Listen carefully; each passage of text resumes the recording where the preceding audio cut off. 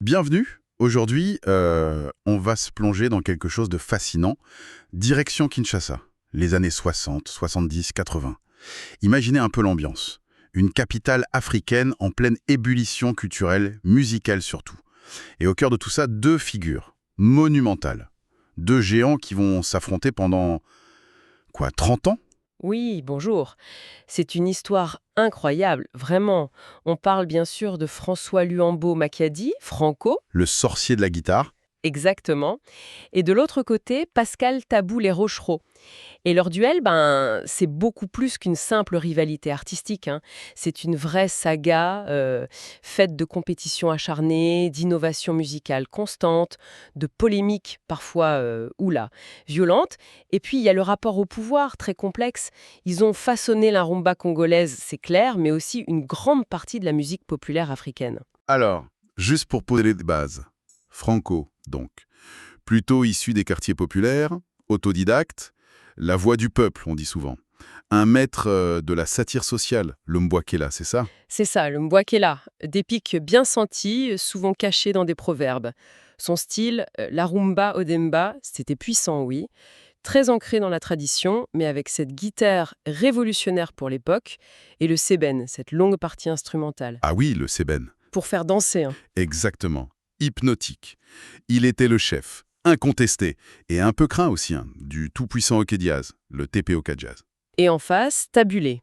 Lui, c'est un autre profil. On l'appelait le seigneur, le Sinatra africain.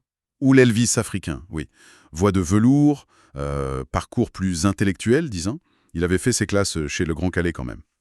Lui, il visait clairement l'international, avec son groupe La Frisa International. Et son style, La la fiaf. fiesta, Voilà. plus sophistiqué, peut-être plus... Cosmopolite. Il n'hésitait pas, lui, à mélanger avec la soul, la salsa. Et puis la scène, le spectacle était super important pour lui.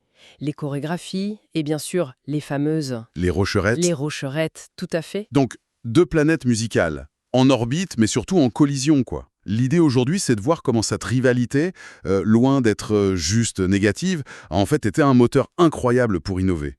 Et comment ça reflétait aussi les tensions du pays. Tradition contre modernité, authenticité contre ouverture au monde, pour laisser cet héritage musical, colossal. Prêt à décortiquer ce combat des chefs? Allons-y. Faut se remettre dans le contexte, hein. Léopoldville, qui deviendra Kinshasa juste après l'indépendance, 1960, c'est une explosion de créativité. La rumba, elle revient d'une certaine façon d'Amérique latine, de Cuba surtout, mais ses racines sont africaines. Elle est réafricanisée, quoi.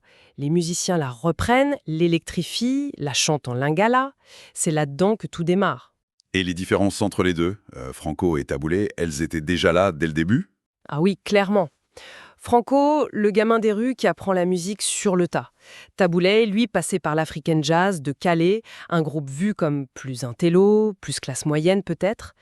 L'un défend une sorte d'authenticité brute, l'autre regarde déjà vers l'Europe, vers le monde. D'accord.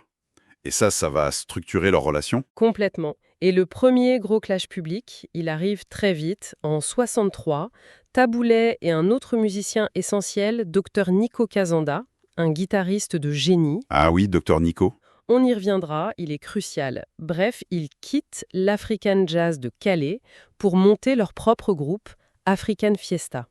Et là, c'est vécu comme une déclaration de guerre à l'Ok Jazz de Franco, qui était déjà le groupe le plus populaire. C'est parti, la compétition est lancée. Et ça monte direct dans les tours. J'ai lu cette histoire de musiciens débauchés, Kwam Exactement, 1965.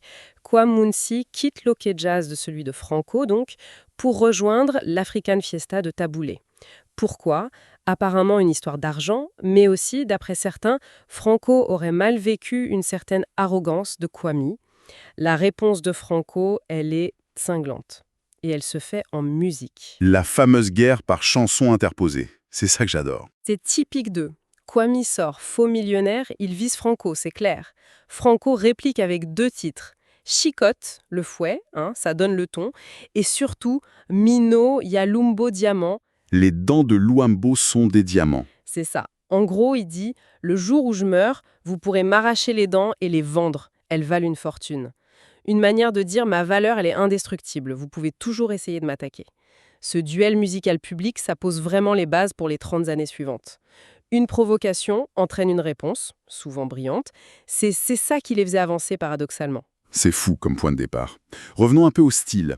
Le son franco, le demba. On a dit puissant, ancré. Oui, c'est un son plus brut, souvent très rythmique.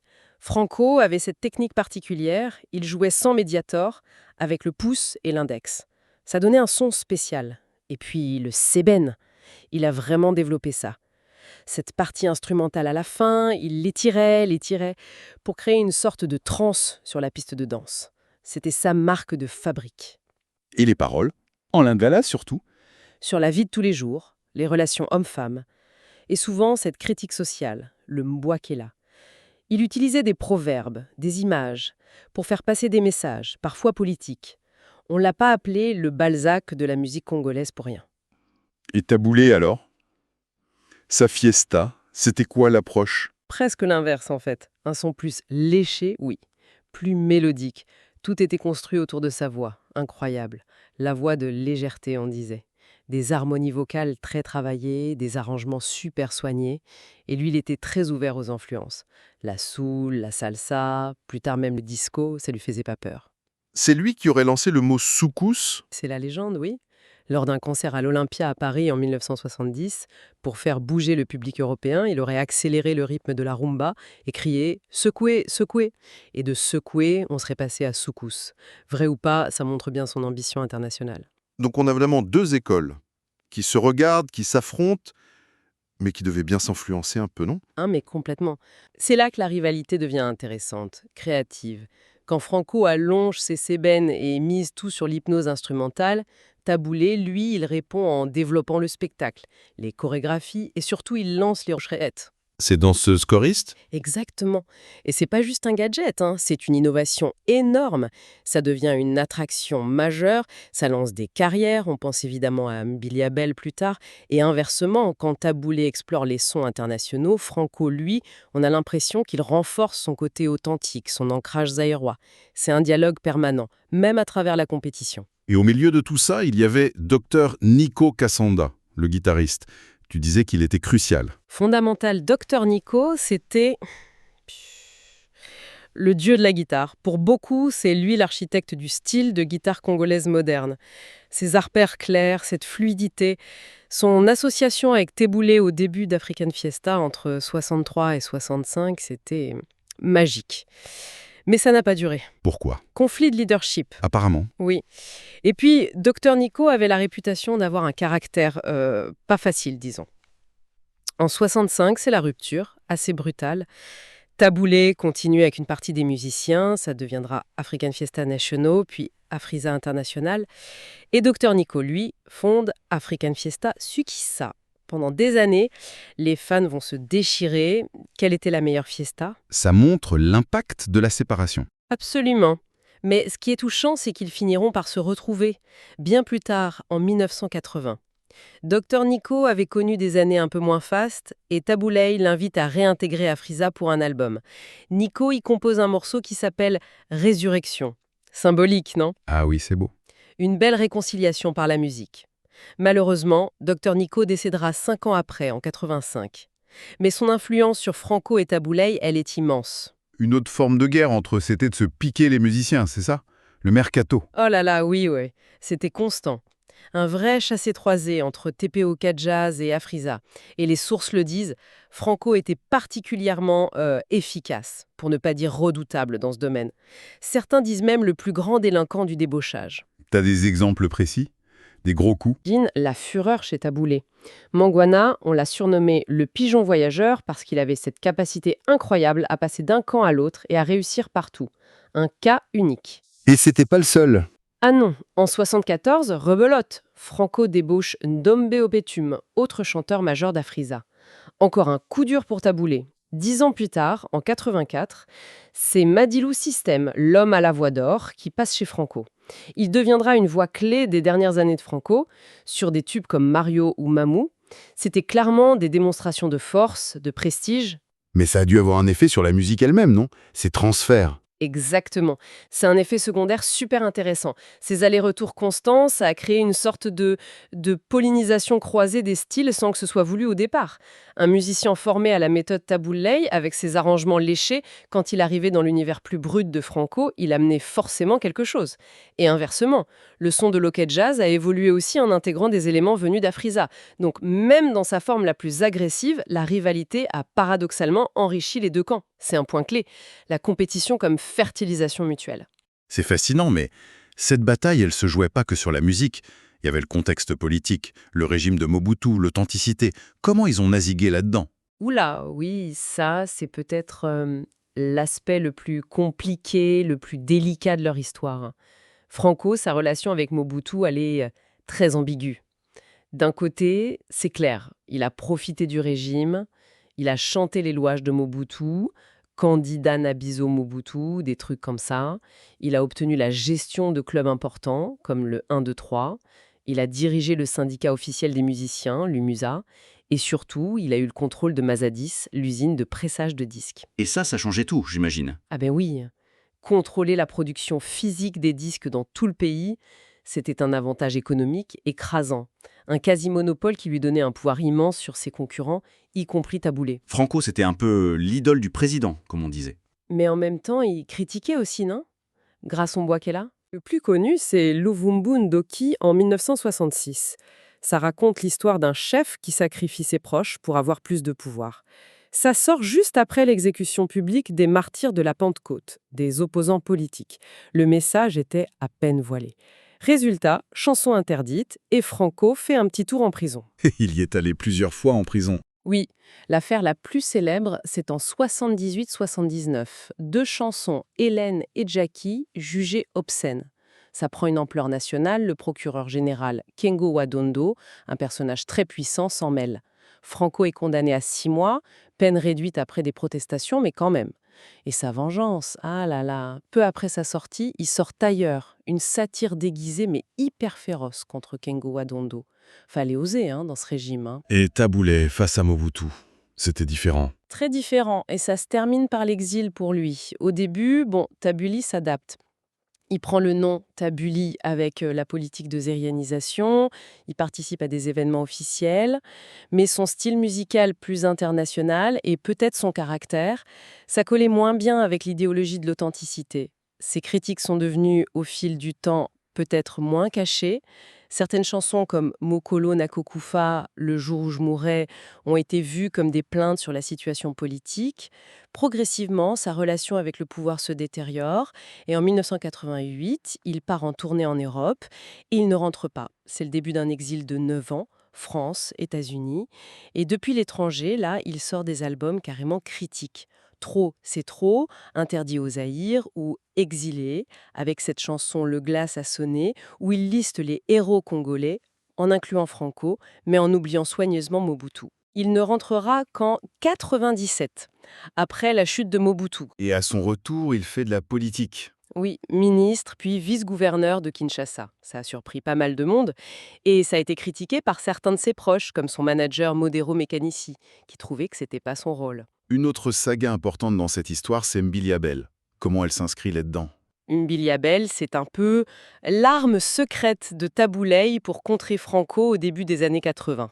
Quand il la recrute en 81, elle devient très vite une star immense, la première vraie superstar féminine du soukous, la reine de la rumba africaine.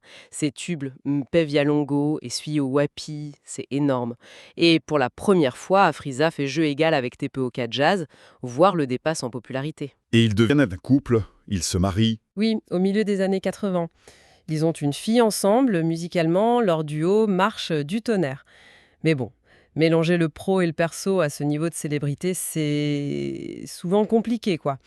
Des tensions apparaissent, surtout quand Taboulé commence à promouvoir une autre jeune chanteuse, Faya Tess, vers 86-87. Et en 1988, Mbiliabel claque la porte. Elle quitte Afrissa et Taboulé pour une carrière solo. Elle parlera plus tard de manque de transparence dans la gestion, des difficultés à être à la fois épouse et star. Et ça a eu un gros impact sur Afrissa Ocha? Ah oui, un coup très dur. La popularité d'Afrissa a vraiment chuté après son départ. Et ça arrive aussi à un moment où les deux vieux, Franco et Tabouley, commençait de toute façon à être un peu bousculé par la nouvelle génération. Les jeunes loups du soukous plus rapides, souvent basés à Paris. Mais juste avant ce déclin, il y a eu un truc incroyable, presque impensable pour les fans soukous. Une collaboration entre les deux ennemis. Franco et Tabouley. Ensemble, après toutes ces années de guerre. Dingue, non? Mais c'est vrai, en 1983, le projet Lisanga Yabanga, on peut traduire ça par la rencontre des sorciers ou des guérisseurs. Ils enregistrent plusieurs albums ensemble, Choc Choc Choc, L'événement, Rochereau et Franco à Paris. Imagine la stupéfaction générale. Musicalement, c'est la fusion de leurs deux univers, TPOK et Afrisa. Ça donne des trucs exceptionnels. La puissance de Franco avec la finesse de Tabouley, magique. Et au-delà de la musique, il y a une portée symbolique, voire politique.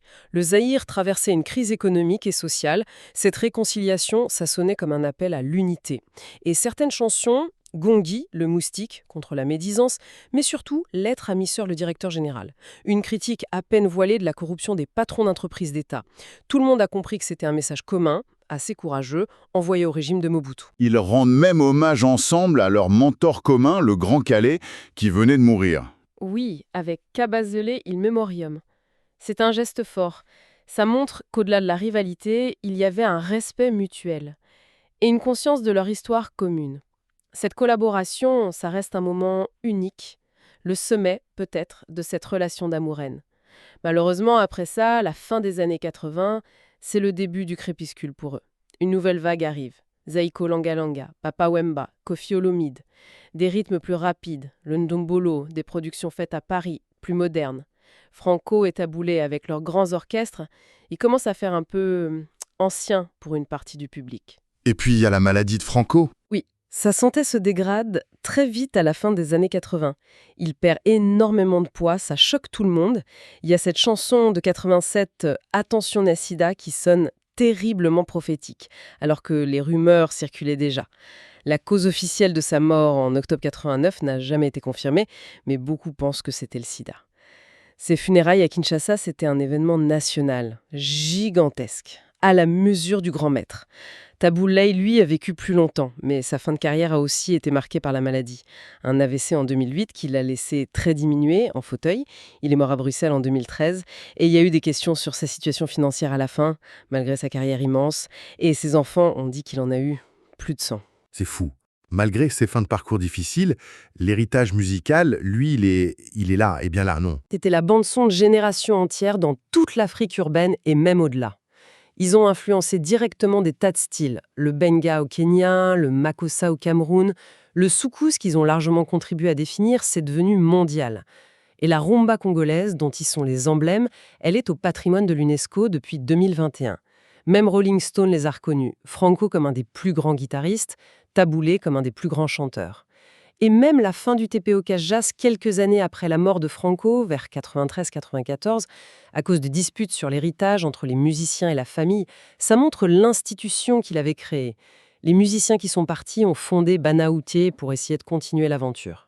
Donc, si on devait résumer ce duel de titans, l'essentiel. Je dirais que cette rivalité Franco-Tabouley, c'était beaucoup plus qu'une simple compétition. C'était vraiment le moteur de leur créativité.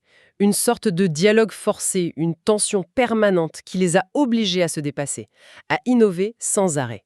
Et faisant ça, ils ont mis la musique congolaise sur la carte du monde, tout en étant le reflet des complexités de leur époque au Zaïre, politique, sociale.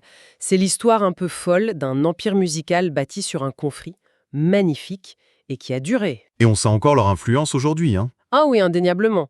Les modèles qu'ils ont créés, les styles musicaux, la gestion des grands orchestres, le star system, mais aussi cette idée de compétition comme moteur d'innovation, ça infuse encore beaucoup dans la musique africaine actuelle. Ils ont créé un langage musical qui traverse le temps et les frontières. Une dernière pensée, peut-être? Une question à laisser à ceux qui nous écoutent? Ouais. Une question qui va au-delà de l'admiration pour leur musique. Comment on évalue aujourd'hui l'héritage complexe de ces artistes qui étaient géniaux, mais qui ont aussi été liés d'une façon ou d'une autre, très étroitement, à un régime autoritaire comme celui de Mobutu? Est-ce qu'on peut ou est-ce qu'on doit séparer la grandeur artistique des compromis, voire des compromissions politiques? C'est une vraie question, ça. Cette tension entre l'art et le pouvoir, c'est peut-être une des clés, pas seulement pour comprendre leur musique ou leur parcours, mais pour réfléchir à toute une partie de l'histoire postcoloniale africaine. Vaste sujet, en effet.